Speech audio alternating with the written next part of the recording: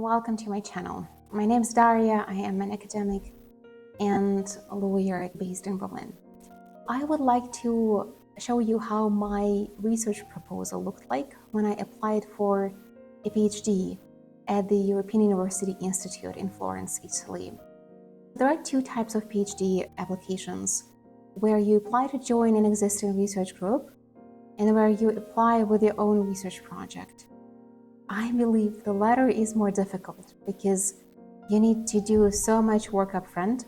You need to develop your own research project from scratch, and it is very hard.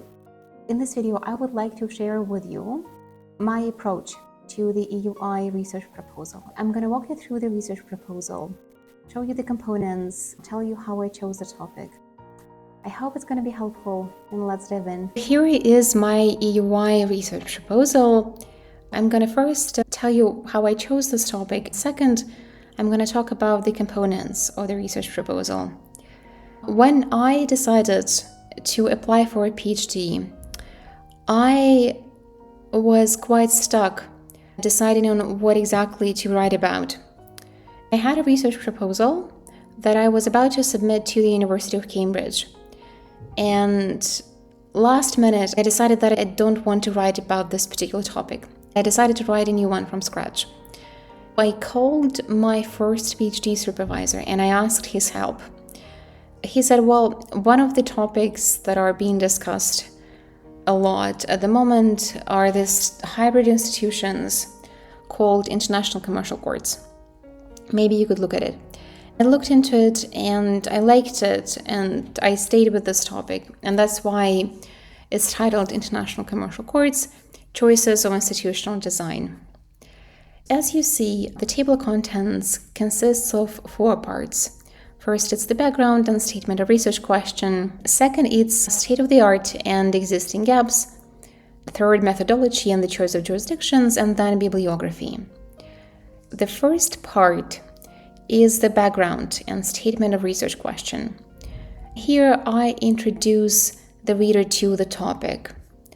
I talk about what is an international commercial court, and I talk about why everybody's discussing it and why it's important.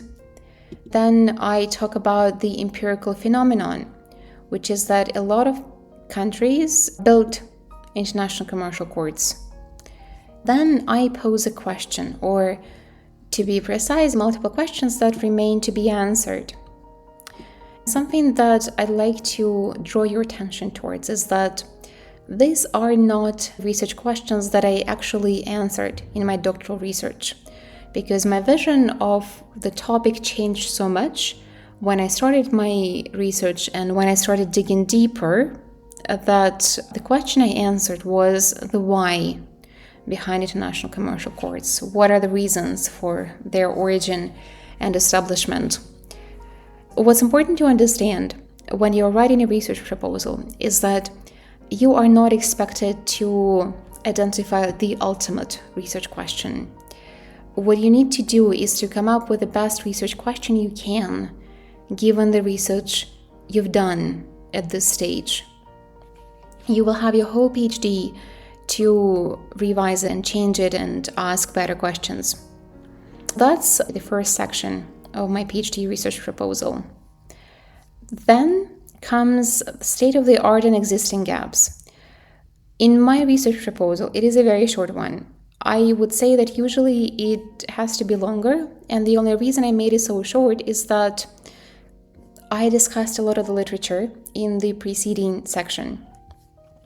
Something you have to do for pretty much each research project that you start is that you need to show the admissions committee how your project relates to what has been done before you.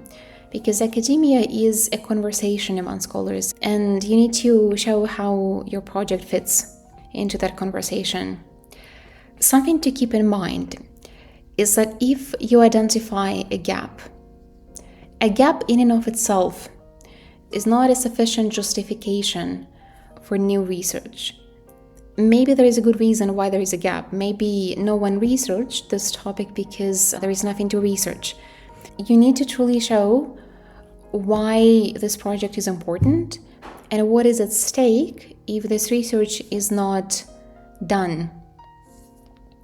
Then I have number 3, and that's methodology and the choice of jurisdictions. Choice of jurisdictions because I do comparative research. I think never in my life I've done research related to only one jurisdiction. Here I describe, first of all, the doctrinal part of my research and then comparative methodology. A lot of it changed. For instance, I did not include anything related to Russia because I ended up answering a different question. I answered why states that established courts did that, and there is no Russian commercial court. For the same reason, I did not investigate the European Commercial Court. I did investigate it for one of my postdocs at the Humboldt University of Berlin. A lot about this methodology changed. For instance, the primary method they used was actually process tracing and qualitative interviews, methodology from political science. I did not know about the existence of this methodology when I was writing this research proposal, and I only was exposed to it at the EUI. But I did what I could at the time. Then it's just bibliography. That's it. I hope it's been helpful. And if you're writing your own research proposal, I wish you best of luck.